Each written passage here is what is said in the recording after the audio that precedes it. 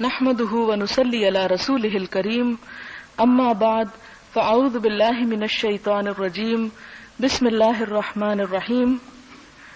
باب فضل الحب في الله والحث عليه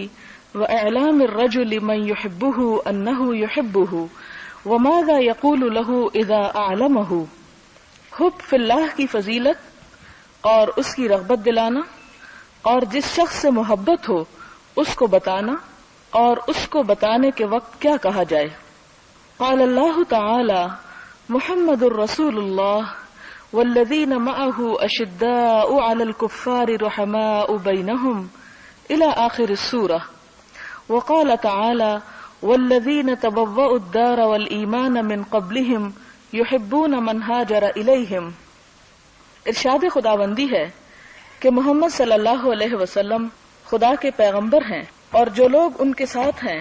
وہ کافروں کے حق میں تو سخت ہیں اور آپس میں رحم دل. سورت کے آخر تک. نیز فرمایا اور ان لوگوں کے لیے بھی جو مہاجرین سے پہلے ہجرت کے گھر یعنی مدینہ میں مقیم اور ایمان میں مستقل رہے اور جو لوگ ہجرت کر کے ان کے پاس آتے ہیں اور ان سے محبت کرتے ہیں. وعن انس رضی اللہ عنہ عن النبی صلی اللہ علیہ وسلم قال ثلاث من كن فيه وجد بهن حلاوة الإيمان أن يكون الله ورسوله أحب إليه مما سواهما وأن يحب المرء لا يحبه إلا لله وأن يكره أن يعود في الكفر بعد أن أنقذه الله منه كما يكره أن يقذف في النار. متفق علیہ. حضرت انس سے روایت ہے کہ نبی صلی اللہ علیہ وسلم نے فرمایا تین چیزیں جس شخص میں ہوں گی وہ ان کی وجہ سے ایمان کی شیرینی کو محسوس کرے گا. یہ کہ اللہ اور اس کا رسول اس کو ان کے ماں سوا تمام چیزوں سے زیادہ محبوب ہو، اور یہ کہ وہ جس آدمی سے محبت کرے رضائے الہی کے لیے محبت کرے، اور یہ کہ وہ کفر میں واپس جانے کو جبکہ اللہ نے اس کو بچا لیا ہے اتنا ہی ناپسندیدہ سمجھے جتنا کہ وہ اس بات کو ناپسندیدہ سمجھے کہ اس کو دوزخ میں ڈالا جائے گا. اسے بخاری اور مسلم نے روایت کیا ہے. باب کے اندر اللہ تعالی کی خاطر محبت کرنے کی فضیلت کے بارے میں بتایا گیا ہے اور اس کے بارے میں ابھارا گیا ہے کہ انسان کو اللہ کی خاطر ہی دوسروں سے محبت کرنی چاہیے. اور پھر یہ کہ اگر انسان کسی سے محبت کرتا ہو اللہ کی خاطر تو اسے اس کے بارے میں بتا دینا چاہیے، اور اگر وہ بتانا چاہے تو اس وقت اسے کیا الفاظ استعمال کرنے چاہیے اور کیا طریقہ اختیار کرنا چاہیے.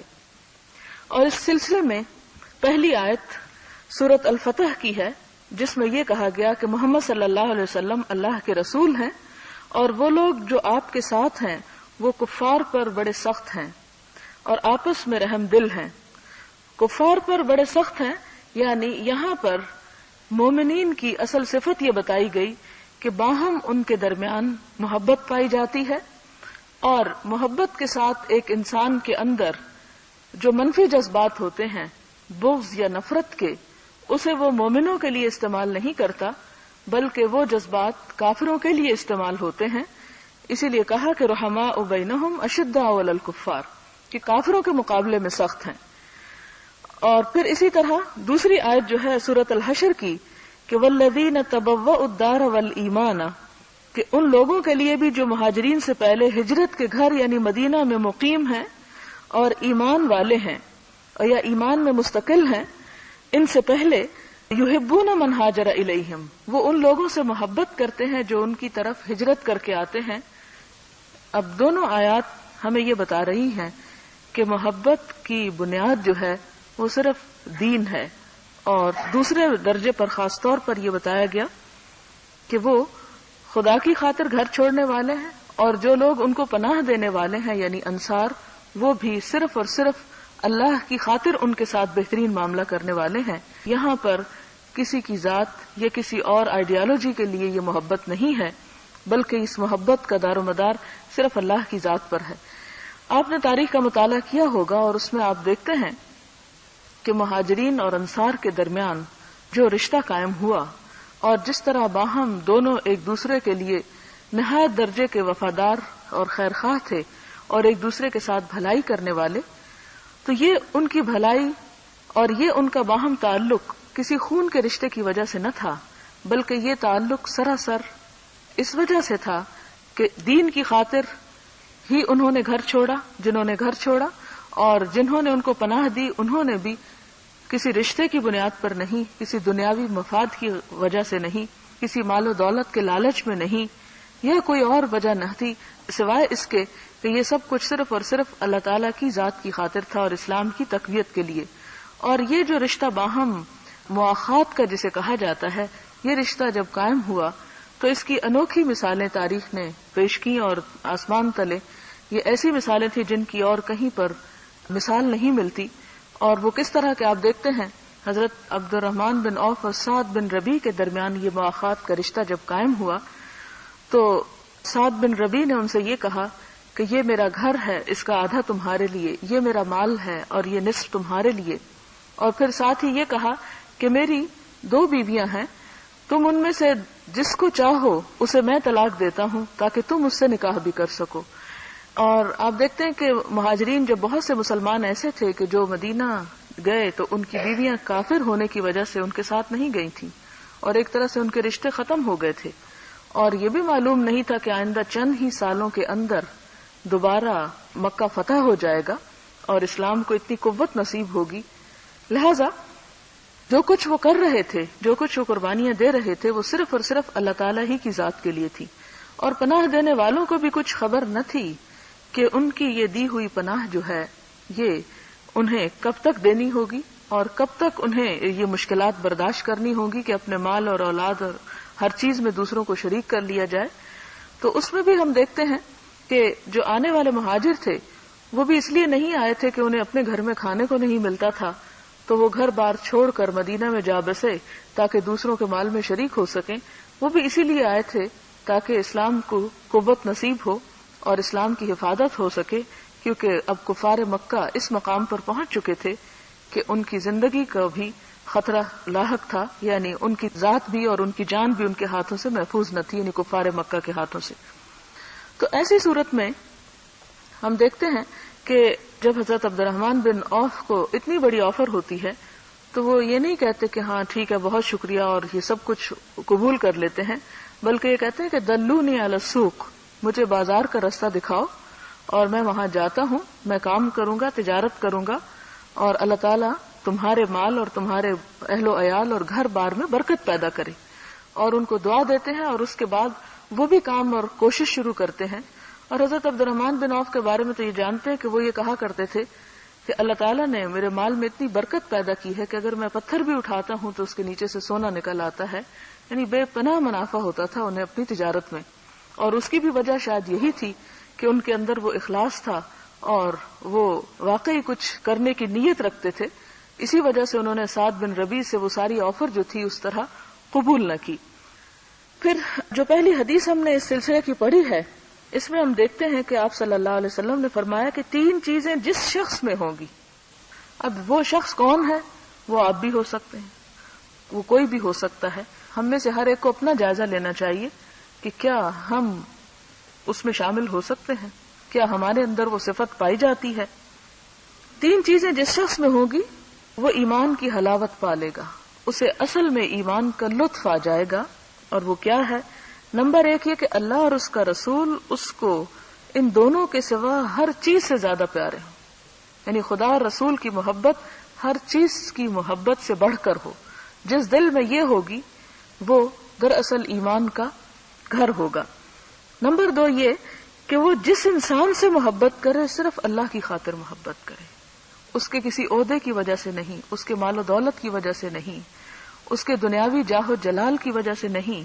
بلکہ صرف اور صرف اللہ کی خاطر. ایسی محبت جو ہے وہ انسان کو کبھی مایوس نہیں کرتی. ایسی محبت کا صلہ دنیا میں بھی ہے اور آخرت میں بھی. دنیا میں کیا کہ جس شخص کے اوپر آپ اعتماد خدا کی خاطر کرتے ہیں اور آپ اس کی ذات سے کچھ نہیں چاہتے سوائے اس کے کہ اس سے دوستی اور اس کی ملاقات سے آپ کے ایمان میں اضافہ ہوتا ہے یا آپ کے دین کو فائدہ پہنچتا ہے، تو یہ چیز انسان کے لیے دنیا کی زندگی میں بھی امن، اطمینان اور سکون کا باعث ہوتی ہے. اور اس کے ساتھ ہی یہ کہ جب انسان دنیا سے بھی چلا جائے تو ایسے دوست اپنے دوستوں کو اپنی دعاؤں میں اور اپنی خیر خواہی میں یاد رکھتے ہیں. اس سے پہلے بھی وہ مثال آپ کے سامنے ہے کہ حضرت خدیجہ جب فوت ہو گئی تو حضور صلی اللہ علیہ وسلم کو ان سے محبت تھی، صرف اس وجہ سے نہیں تھی کہ وہ آپ کی بیوی تھی. اور آپ دیکھتے ہیں کہ اس کے بعد بھی ایسا نہیں تھا کہ آپ کی شادی کہیں نہیں ہوئی تھی تو آپ اپنی گزشتہ بیوی کو یاد کرتے رہتے تھے. ان سے محبت کی ایک بڑی وجہ یہ تھی کہ وہ دین کی خاطر انہوں نے بہت بڑی قربانیاں دی تھیں. تمام تجارت اور اپنا سارا مال اور اپنا سب کچھ انہوں نے، اور سب سے پہلے ایمان لانے والی اور ہر معاملے میں آپ سے تعاون کرنے والی تھی. یہی وجہ ہے کہ جب آپ گوشت تقسیم کرتے تو حضرت خدیجہ کی دوستوں کو بھجواتے اور ان کے لیے ایک طرح سے صدقہ جاریہ کے طور پر وہ ذبح کیا کرتے تھے. تو یہ اسی صورت میں یہ دوستی اور یہ محبت ہو سکتی ہے انسان کے لیے ایمان کی مٹھاس اور حلاوت کا سبب، جب انسان کسی انسان کی ذات سے نہیں دلچسپی رکھے بلکہ اس اعلی مقصد سے دلچسپی رکھے جس کی خاطر وہ کسی سے بھی تعلق بڑھاتا ہے، خواہ وہ کوئی بھی ہو، پھر خواہ وہ کسی جھونپڑی میں رہنے والا فقیر ہو یا کسی محل میں رہنے والا امیر ہو. اس کا نقطہ نظر دنیاوی مفاد نہیں ہوتا بلکہ اللہ کا دین ہوتا ہے. یہی وجہ ہے کہ اللہ تعالیٰ اس کے صلے میں اس کے دل کے اندر ایمان کی ٹھنڈک پیدا کر دیتے ہیں. پھر اسی طرح یہ ہے اور یہ کہ وہ کفر میں واپس جانے کو جبکہ اللہ نے اس کو اس سے بچا لیا اتنا ہی ناپسندیدہ سمجھے جتنا کہ وہ اس بات کو ناپسندیدہ سمجھے کہ اس کو دوزخ میں ڈالا جائے. یعنی ایمان لانے کے بعد، اسلام کو قبول کرنے کے بعد ایمان ایسا دل میں راسخ ہو جائے کہ دوبارہ واپس وہ کفر کی طرف جانا پسند نہ کرے، اور کفر سے اس کو اس طرح نفرت ہو جتنی اس بات سے کہ وہ آگ میں پھینکا جائے. اگلی حدیث ہے وعن ابی ہریرہ رضی اللہ عنہ عن النبی صلی اللہ علیہ وسلم قال سبعۃ یظلهم اللہ فی ظلہ یوم لا ظل الا ظلہ امام عادل وشاب نشأ فی عبادۃ اللہ عز وجل ورجل قلبه معلق بالمساجد ورجلان تحابا فی اللہ اجتمعا علیہ وتفرقا علیہ ورجل دعته امرأة ذات حسن وجمال فقال انی اخاف اللہ ورجل تصدق بصدقة فأخفاها حتى لا تعلم شماله ما تنفق يمينه ورجل ذكر الله خاليا ففاضت عيناه متفق علیہ. حضرت ابو ہریرہ نبی صلی اللہ علیہ وسلم سے روایت کرتے ہیں، آپ نے فرمایا 7 لوگوں کو اللہ تعالیٰ اپنے سائے میں جگہ دے گا جس دن کے اللہ کے سائے کے علاوہ کوئی دوسرا سایہ نہ ہوگا. ان میں سے ایک عادل حکمران ہے،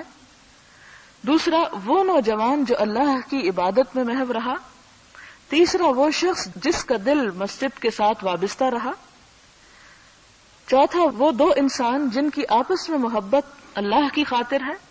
اسی پر دونوں جمع ہوئے اور اسی پر دونوں ایک دوسرے سے الگ ہوئے، اور وہ آدمی جس کو حسن و جمال والی عورت نے گناہ کی دعوت دی اس نے جواب دیا کہ میں اللہ سے ڈرتا ہوں، اور وہ آدمی جس نے صدقہ کیا اور اس کو اتنا چھپا کر دیا کہ اس کے بائیں ہاتھ کو بھی علم نہ ہو سکا کہ دائیں ہاتھ نے خرچ کیا کیا، اور وہ آدمی جس نے تنہائی میں اللہ کو یاد کیا تو اس کی آنکھوں سے آنسو جاری ہو گئے، یعنی کسی اور وجہ سے نہیں بلکہ صرف اللہ کے لیے. یہ حدیث بھی بخاری اور مسلم کی ہے. ان میں جن 7 لوگوں کا ذکر کیا گیا ہے جنہیں اللہ تعالیٰ اپنے سائے میں جگہ دے گا، تو یہ سایہ کون سا سایہ ہے اور کس دن کا سایہ ہے؟ یہ سایہ حشر کے میدان کی بات ہو رہی ہے یہاں پر، کہ جس کے بارے میں اور احادیث میں آپ نے پڑھا کہ سورج سوا نیزے پر آ جائے گا اور شدید گرمی کا وقت ہوگا، ہر شخص افراتفری کا شکار ہوگا، پریشان ہوگا. ایسے میں انسان کو اپنے لیے کوئی پناہ کی جگہ نہ میسر آئے گی سوائے اللہ تعالیٰ کی ذات کے یا اس کے تخت کے، کہ اس کے نیچے جو سایہ ہوگا بس وہی سایہ ہوگا، اس کے علاوہ پورے حشر کے میدان میں کہیں چھاؤں نہ ہوگی. اب جو شخص اس سائے کے تلے جگہ بنانا چاہے اور وہاں پر آنا چاہے، اسے ان 7 میں سے کسی ایک صفت کا حامل ہونا ضروری ہے. ان میں سے زیادہ بھی ہو سکتی ہیں اور ان میں سے کم از کم ایک کا ہونا ضروری ہے. نمبر 1 عادل حکمران، اور عدل سے مراد انصاف ہے کہ انسان فیصلہ کرے تو خواہ وہ اس کے اپنی ذات ہی کے خلاف کیوں نہ جاتا ہو، اس کے قریبی رشتہ داروں ہی کے خلاف کیوں نہ جاتا ہو، اس کے دوستوں اور عزیزوں کے خلاف ہی کیوں نہ جاتا ہو، وہ اس فیصلے کو لے صرف اور صرف اللہ کے بھروسے پر اور اللہ سے ڈرتے ہوئے۔ تو ایسا شخص دنیا میں اپنے آپ کو بعض اوقات ہو سکتا ہے کہ وہ تنہا سمجھے اور بے آسرا سمجھے۔ انسان بعض اوقات اس لیے رشتہ داروں یا دوستوں کے حق میں فیصلہ کرتا ہے تاکہ ان کی مخالفت اس کو برداشت نہ کرنی پڑے اور ان سے اس کو فوائد حاصل ہوتے رہیں، اور اس بنیاد پر بعض اوقات ظالمانہ فیصلے بھی کر جاتا ہے اور دوسروں کا حق بھی مار جاتا ہے۔ لیکن جو شخص صرف اور صرف اللہ سے ڈر کر کلمہ حق کہتا ہے اور ایسی بات کہتا ہے جس میں واقعی عدل و انصاف اپنی جگہ برقرار رہتا ہے، تو اللہ تعالیٰ کا وعدہ ہے کہ وہ اس کو تنہا نہیں چھوڑے گا، نہ دنیا میں اور آخرت میں بھی خاص طور پر عافیت میں رکھے گا، اور کیونکہ یہ توفیق اسی وقت انسان کو ہو سکتی ہے جب اس کا بھروسہ اللہ کی ذات پر ہو اور اس کا اعتماد ہو کہ مجھے خدا تنہا نہیں چھوڑے گا۔ دوسری بات جو یہاں کہی گئی وہ یہ کہ وہ نوجوان جو اللہ کی عبادت میں مصروف رہا، یعنی عموماً عبادت جو ہے وہ بڑھاپے کی عبادت ہمارے ہاں کی جاتی ہے، یا ہم انتظار کرتے ہیں کہ جب ریٹائر ہو جائیں گے، جب سارے کام ختم ہو جائیں گے، جب بچوں کی شادیوں سے فارغ ہو جائیں گے، جب اور جھنجٹ پورے ہو جائیں گے تو پھر ہم عبادت کریں گے۔ وہ عبادت بھی ٹھیک ہے کہ اللہ کی راہ میں کوئی ایک کلمہ بھی پڑھتا ہے، ایک تھوڑا سا ذکر بھی کرتا ہے، کوئی نماز بھی پڑھتا ہے، تو وہ رائے گاہ تو نہیں جاتی۔ لیکن ایسا کیوں ہے کہ ہم اپنی عمر کا بہترین حصہ تو دنیا کے لیے صرف کریں اور اپنی خواہشات نفس کے پورا کرنے میں صرف کریں، اور جو ارذل عمر ہو، ارذل کا مراد یہ کہ سب سے گھٹیا عمر، اور جس میں انسان اور کچھ کرنے کے قابل نہ رہے اور اس کو اس کے سوا کوئی چارہ نظر نہ آتا ہو کہ اب مجھے اللہ کے پاس جانا ہے تو کس منہ سے جاؤں گا، لہذا کچھ نہ کچھ تو کرنا ہی ہے، یا ایک مجبوری کی عبادت ہو، تو یہ عبادت تو اپنی جگہ ہے، ایسی بات نہیں کہ اللہ تعالیٰ اسے قبول نہیں کرے گا، اس کو بھی کرے گا۔ جو بندہ اخلاص کے ساتھ جو کام بھی اللہ کی خاطر کرتا ہے وہ اللہ اور بندے کا معاملہ ہوتا ہے، اللہ تعالیٰ اس کو ضرور قبول فرماتے ہیں۔ لیکن اصل بات یہ ہے کہ انسان اس وقت خدا کی طرف رجوع کرے، وہ وقت کہ جب انسان کی خواہشات اپنے عروج پر ہوتی ہیں اور انسان کی قوتیں اس کے ساتھ ہوتی ہیں اور وہ سمجھتا ہے کہ ساری دنیا اس کے قدموں تلے ہے، اور وہ خدا کا اس طرح محتاج نہیں ہوتا۔ محتاج تو انسان ہر وقت ہے، لیکن وہ اتنا اپنے آپ کو محتاج نہیں سمجھتا، عبادت کا اپنے آپ کو ضرورت مند نہیں سمجھتا جتنا بڑھاپے کی عمر میں کمزوری کے آ جانے کی وجہ سے سمجھتا ہے۔ تو ایسے موقع پر انسان اللہ کی طرف رجوع کرے، جبکہ اسے ابھی امید ہو کہ مجھے اور جینا ہے اور میں بعد میں بھی کر سکتا ہوں، لیکن یہ اللہ کی محبت ہی کا تقاضا ہوگا، اللہ کی محبت ہی کی خاطر وہ ایسا کرے گا کہ اپنی عمر کے بہترین حصے کو اپنے رب کی خاطر اور اپنے رب کی عبادت میں، اور عبادت سے مراد صرف نماز روزہ نہیں ہے، عبادت زندگی کے سارے امور میں اللہ کی اطاعت کا نام ہے۔ ساری زندگی تو الگ ہے، یہاں خاص طور پر جوانی کی بات ہو رہی ہے۔ پھر اگلا شخص جس کا دل مسجد کے ساتھ لگا رہا، یعنی مسجد سے محبت ایمان کی نشانی ہے، اور مسجد کے ساتھ اس طرح اٹکا رہا کہ مسجدوں کی تعمیر اور مسجدوں کی صفائی ستھرائی اور مسجدوں کی آبادی، اور مسجد کی آبادی صرف اس طرح نہیں کہ اسے بہت خوبصورت بنا دیا جائے، بلکہ ایسے سٹیپس کا لینا کہ لوگ مسجدوں کی طرف راغب ہوں اور ان کے اندر ایسا انتظام اور ایسا اہتمام کرنا، یہ بھی ان کاموں میں سے ہے جس کی وجہ سے انسان اللہ کے سائے رحمت میں قیامت کے دن ہوگا۔ اور خاص طور پر یہ کہ انسان کا دل اس طرف اس لیے لگا رہے کہ ایک نماز کے بعد دوسری نماز کا انتظار رہے۔ اور مسجد میں اور پھر باجماعت نماز پڑھنے کے بارے میں آپ سب جانتے ہیں کہ 27 گنا زیادہ اجر ہوتا ہے، اور جتنے قدم مسجد کی طرف اٹھتے ہیں اتنے ہی انسان کے دراصل اللہ تعالیٰ کے طرف جاتے ہیں اور اس کا قرب اس کو نصیب ہوتا ہے۔ اور پھر یہاں پر ایک اور بات یہ بھی مسجد کے حوالے سے یاد رہے کہ ہمارے ہاں اور عموماً مسجد کے بارے میں جو شخص مسجد سے تعلق رکھتا ہو اس کے بارے میں کچھ خیالات اچھے نہیں پائے جاتے، جبکہ یہ دین کی تعلیم سے بالکل برعکس معاملہ ہے کہ عموماً ہمارے ہاں جو مصرے اور محاورے مشہور ہیں کہ ملا کی دوڑ مسجد تک، اس کو اور کوئی کام نہیں، لہٰذا ایک نماز سے فارغ ہو کے آتا ہے تو دوسری نماز تک۔ حالانکہ اگر آپ دیکھیں نمازوں کا معاملہ تو انسان کے دن کا وہ حصہ جب اسے دنیا کے کام زیادہ کرنے ہوتے ہیں، یعنی فجر کی نماز سے ظہر کی نماز تک وہ ایک 7-8 گھنٹے کا ایسا وقت ہوتا ہے کہ جس میں انسان کو فارغ چھوڑ دیا گیا، کہ صبح اٹھنے کے بعد وہ اللہ کا ہلکا پھلکا ذکر کرے، یعنی 4 رکعت ہی تو ہے فجر کی نماز، اور مسجد میں تو انسان 2 رکعت ہی پڑھتا ہے، اس لیے کہ حضور صلی اللہ علیہ وسلم عموماً سنتیں گھر پر پڑھا کرتے تھے. تو ان 2 رکعتوں کو مسجد میں ادا کر کے آتا ہے، اور اس کے بعد دن کے 1, 1:30 یا 2 بجے تک آپ دیکھیں کہ جیسے آج کل بھی اگر فجر کی نماز جو ہے وہ 4 بجے ہو رہی ہے اور ظہر کی 1:30 2 بجے ہو رہی ہے، تو 4 سے 12 تک کتنے گھنٹے بنتے ہیں، اور پھر 12 سے 1:30 بجے تک تو 8-9 گھنٹے کا وقفہ بیچ میں آ جاتا ہے. اور یہ انسان آسانی کے ساتھ اس میں دن بھر کے جو کام اسے نپٹانا ہو وہ نپٹا سکتا ہے. زیادہ تر عبادت کا حصہ یا مسجدوں میں آنے جانے کا یا نمازوں کا اس حصے میں رکھا گیا کہ جب انسان اپنے دنیا کے کام نپٹانے کے بعد ایک حد تک فارغ ہو جاتا ہے، اور پھر وہ ہلکے پھلکے دنیا کے کام بھی کرتا چلا جاتا ہے، اور اس کے ساتھ یہ کہ اللہ کو بھی یاد کرتا رہتا ہے تھوڑے تھوڑے وقفے کے بعد. اور یہی چیز انسان کی روحانی صحت کے لیے تو ہے ہی، اس کی جسمانی صحت کے لیے بھی بڑی ضروری ہے. آپ دیکھیں کہ وہ لوگ جو گھر میں نماز پڑھ لیتے ہیں، اس میں پہلی بات تو یہ کہ حضور صلی اللہ علیہ وسلم نے جو بشارت دی 27 درجے زیادہ اجر کی، اس سے محروم ہو جاتے ہیں. دوسری طرف وہ حضور صلی اللہ علیہ وسلم کے غضب کا شکار ہوتے ہیں کہ آپ نے ایک مرتبہ فرمایا کہ میرا دل چاہتا ہے کہ تکبیر ہو جائے اور میری جگہ امامت کوئی اور کرائے، اور میں ان گھروں کو جا کے آگ لگا دوں جس میں مرد گھروں میں نماز پڑھ رہے ہیں. پھر اس کے بعد آپ دیکھیں کہ تیسری بات جو نقصان انسان فزیکلی اٹھاتا ہے وہ یہ کہ ہمارے ہاں عموماً مردوں کو ہارٹ اٹیکس زیادہ ہوتے ہیں، اور اس کی وجہ یہ ہوتی ہے کہ لمبے عرصے تک بیٹھ کے کام کرتے ہیں جیسے دفتروں میں یا اور اسی طرح، تو وہ ایک ایکسرسائز کی سی وہ کیفیت باقی نہیں رہتی. ایک مرد جس کو مسجد جانے کے لیے 5 وقت دن میں حکم ہے، آپ دیکھیں گے کہ اگر گھر سے مسجد 5 منٹ کے بھی فاصلے پر ہے تو 5 منٹ جانے میں اور 5 منٹ آنے میں تو 10 منٹ کیا ہو گئے، ایک نماز کے لیے وقت اس کو واک کا مل گیا. 5 نمازوں کے لیے آپ دیکھیں 50 منٹ کی اس کی واک بغیر کسی لمبے تردد اور بغیر کسی اس کے بہت بڑا ایک ہی وقت نکالے، اس کے لیے آسانی کے ساتھ وہ موقع میسر آ جاتا ہے. یہاں انسان کو صرف یہ نہیں کہ روحانی فائدہ ہوتا ہے بلکہ اس کو اپنا جسمانی اور صحت کا فائدہ بھی اس میں شامل ہے. اور پھر اس کے علاوہ بھی آپ مسجد کے بے شمار فائدوں پہ تو کتابیں لکھی گئی ہیں کہ انسان وہاں جا کر اسلام دراصل مسجد کی عبادت اور مسجد میں جمع ہونے کی پابندی کی وجہ سے کیا چاہتا ہے، معاشرے کے اندر اصلاح اور فلاح اور بھلائی. لیکن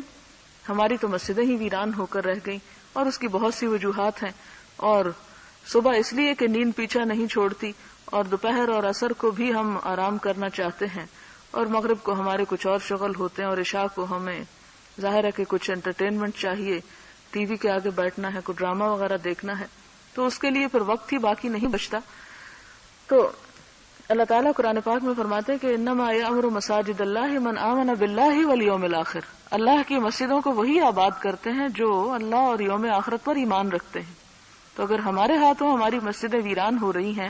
تو پھر ہمیں اپنے ایمان کا بھی جائزہ لینا چاہیے کہ وہ کس حد تک ہے. بہرحال اس شخص کو قیامت کے دن اللہ تعالیٰ کی رحمت کے سائے تلے رکھا جائے گا کہ رجل قلبہ معلق بالمساجد، کہ جس کا دل مسجدوں سے معلق رہا، یعنی مسجدیں اس کی محبت کا محور رہیں، اس سے انہیں خصوصی دلچسپی ہوئی. اور مسجد سجدہ گاہ ہے، اللہ کی عبادت کی جگہ ہے، تو اس میں پھر وہ جگہ بھی شامل ہو جاتی ہیں جہاں اللہ کا نام بلند کیا جاتا ہے، جہاں اللہ کا دین سیکھا سکھایا جاتا ہے. ایسی جگہوں سے محبت بھی انسان کی ایمان کی علامت ہے. وَرَجُلَانِ تَحَابَّا فِي اللَّهِ، اور وہ 2 لوگ جو اللہ کی خاطر محبت کرتے ہیں. اب اس کی تفسیر تھوڑی سی بتا دی گئی کہ وہ کیسے ہوتی ہے. اجتماع علیہ، اسی کی محبت میں اکٹھے ہوتے ہیں، وَتَفَرَّقَ علیہ، اور اسی کی محبت میں جدا ہوتے ہیں. انہیں اکٹھا کرنے والی چیز اور انہیں الگ، تفرقہ یعنی جدائی، وہ جدائی اور محبت دونوں کی وجہ اللہ کی ذات. اب یہ تو سمجھ میں آتا ہے کہ اکٹھے ہوتے ہیں اسی کی وجہ سے، تو جدا ہوتے ہیں اس کے نام پہ یہ کیسے ہو گیا، یا اس کا کیا مطلب ہے. آپ دیکھیں کہ جہاں بھی انسانی تعلقات ہوتے ہیں وہاں دونوں چیزیں ہوتی ہیں، اکٹھا ہونا بھی اور ایک دوسرے سے الگ ہو جانا. اور الگ ہونے کے کئی اسباب ہوتے ہیں، اور ان اسباب میں ایک سبب یہ بھی ہوتا ہے کہ انسان ایک دوسرے سے ناراض ہو جائے بلا وجہ میں، یا دنیا کے چھوٹے موٹے مفاد کے نقصان میں انسان ایک دوسرے سے الگ ہو جائے. فرمایا کہ نہیں، جو اللہ کی خاطر محبت کرتے ہیں وہ ایسے چیزوں کو درمیان میں آڑے لا کر ایک دوسرے سے جدا نہیں ہوتے، وہ اللہ ہی کی خاطر جدا ہوتے ہیں. اور اللہ کی خاطر جدا ہونے کا مطلب یہ ہے کہ اللہ کی اطاعت میں انہیں اگر کوئی کام کرنا ہوتا ہے تو پھر وہ اس لیے نہیں کہ چونکہ ہم اللہ کی خاطر محبت کرتے ہیں اس لیے ہمیں اکٹھے ہی رہنا ہے اور اب ہم الگ نہیں ہو سکتے. اب مثال کے طور پر آپ دیکھیں کہ حضور صلی اللہ علیہ وسلم کے زمانے میں جس طرح صحابہ کرام کو جہاد پر بھیجا جاتا تھا اور ایک وقت میں بعض اوقات کئی ایک مہمات ہوتی تھی, کوئی کہیں بھیجے جا رہے ہیں, کوئی کہیں بھیجے جا رہے ہیں, تو اب یہ ان لوگوں کا آپ صلی اللہ علیہ وسلم سے محبت یہ کسی سے بھی چھپی ہوئی بات نہیں. جتنی صحابہ کرام کو حضور صلی اللہ علیہ وسلم سے محبت تھی ہمیں تو اس کا 10واں حصہ بھی نصیب نہیں ہوا. اسی لیے تو ابو سفیان نے ہرقل کے دربار میں کہا تھا کہ محبت کا وہ انداز جتنا اس کے ساتھی اس کو چاہتے ہیں اتنا کسی بادشاہ سے محبت کرتے ہوئے لوگوں کو نہیں دیکھا گیا کہ جو اس پہ اپنی جان نچھاور کرتے ہیں اور جب وہ وضو کرتا ہے تو اس کے پانی کو جھپٹ جھپٹ کے اپنے اوپر ڈالتے ہیں برکت کی خاطر, اور اگر کسی چیز کی طرف وہ اشارہ بھی کر دے تو اس پر بھی قربان ہونے کو تیار ہو جاتے ہیں. صحابہ کرام اگر یہ کرتے جب حضور صلی اللہ علیہ وسلم انہیں غزوات پر بھیجنے یعنی مختلف مہمات پہ بھیجنے لگتے کہ نہیں اللہ کے رسول صلی اللہ علیہ وسلم ہم آپ کی جدائی برداشت نہیں کر سکتے, ہم تو آپ کے پاس ہی رہنا چاہتے ہیں اور ہم کہیں اور نہیں جائیں گے, اور پھر ساتھ اس میں نافرمانی آ جاتی تو یہ تو کوئی محبت نہیں ہوئی. اللہ ہی کی خاطر جدا ہوتے ہیں مراد یہ ہے کہ اللہ کا جب حکم آتا ہے تو اس حکم کی تعمیل میں اگر انہیں ایک جگہ سے الگ ہونا پڑے تو اس میں بھی وہ کوئی کوتاہی نہیں کرتے. اور اس سے مراد بھی کیا ہے, دراصل دین کا فائدہ, یعنی دین کے فائدے میں ہی ان کا اکٹھا ہونا اور دین کے فائدے میں ہی ان کا جدا ہونا ہے. اس کی مزید اللہ سے محبت کے جو طریقے ہیں یا اس کی جو حالت ہے وہ اگلی احادیث میں بھی آئے گی, میں ساتھ وہاں وضاحت کروں گی. یہاں پر محبت کا ایک پرتو بتایا گیا کہ وہ کیسی محبت ہوتی ہے. اور یہاں ایک اور بات بھی چلتے چلتے آپ ذہن میں دوبارہ دہرا لیں, اگرچہ میں بتا بھی چکی ہوں پچھلے ابواب میں, کہ اللہ کی خاطر جب انسان کسی سے محبت کرتا ہے تو اس مجلس میں اور اس اجتماع میں اور اس ملاقات میں پھر اللہ کا ذکر ضرور ہوتا ہے, پھر اللہ کی یاد اس میں ہوتی ہے اور انسان ایک دوسرے سے اپنے ایمان میں اضافہ کرتا ہے. یہ نہیں کہ آپ کہیں کہ میں فلاں سے اللہ کی خاطر محبت کرتی ہوں اور وہاں آپ پہنچے اور دنیا بھر کی باتیں کر کے اٹھائیں اور خدا کا کہیں نام نشان نہ ہو بیچ میں, نہ کسی گفتگو میں نہ کسی ذکر میں, تو یہ سوائے اپنے آپ کو دھوکہ دینے کے اور کچھ نہیں. جہاں خدا کی محبت ہوگی اس انسان سے ملتے ہی, اس سے ملاقات ہوتے ہی, اور جس سے کہا کہ بہترین دوست وہ ہے جسے دیکھتے ہی خدا یاد آ جائے. تو اگر کوئی دوستی ایسی ہے کہ وہاں خدا تو یاد نہ آئے اور اپنی ذات بیچ میں رہے یا اپنے دکھ درد انسان سناتا رہے, یا یہ کہ انسان اپنی دلچسپی کی باتیں کرتا رہے, دنیا بھر کے قصے سناتا رہے, لیکن خدا کا کوئی ذکر اس میں نہ ہو, تو ایسی محبت پھر خدا کی خاطر محبت نہیں, وہ تو پھر دنیاوی مقاصد کی خاطر محبت ہے, یا اپنے ذات یا اپنے بت کو پوجنے والی بات ہے. یعنی انسان اپنے آپ کو کس طرح جج کرے کہ کسی بھی انسان سے اس کا جو تعلق ہے وہ کس بنیاد پر ہے, تو اس میں یہ دیکھے کہ جب اس سے ملاقات ہوتی ہے تو کیا گفتگو ہوتی ہے, اس مجلس میں انسان کے ایمان میں کتنا اضافہ ہوتا ہے اور کتنا اس میں نقصان ہوتا ہے. کیونکہ جو خدا کی خاطر جس سے محبت نہیں ہوگی وہاں بیٹھ کے سوائے غیبت چغلی کے اور کیا ہوگا, وہ مجلسیں پھر مردود ہی ہوں گی کہ جس میں خدا کی ناراضگی کے اسباب ہوں.